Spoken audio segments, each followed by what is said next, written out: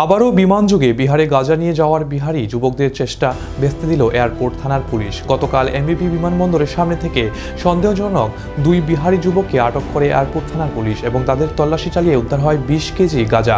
বিহারের পার্টনার দীনেশ কুমার এবং মোহাম্মদ শাহজাদ নামের দুই বিহারি যুবককে গ্রেপ্তার করে নিয়ে আসা হয় এয়ারপোর্ট থানায়। তাদের বিরুদ্ধে নির্দিষ্ট ধারায় মামলা গ্রহণ করে আজ তাদের আদালতে তোলা হবে বলে সংবাদ মাধ্যমের মুখোমুখি হয়ে জানান এয়ারপোর্ট থানার ওসি অভিজিৎ মণ্ডল।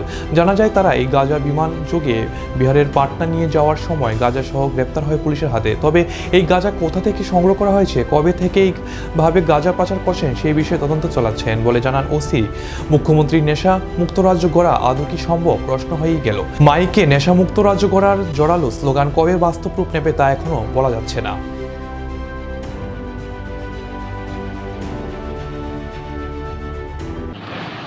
গতকালকে আমাদের কাছে একটা ইনফরমেশন আছে যে আগরতলা এয়ারপোর্টের সামনে দুজন লোক ব্যাগ নিয়ে যাচ্ছিল। তখন আমরা তাদেরকে আটক করে ওনাদের ব্যাগ সার্চ করে ওনাদের ব্যাগের মধ্যে কন্ট্রাব্যান্ড গুডস গাঁজা পাওয়া যায়।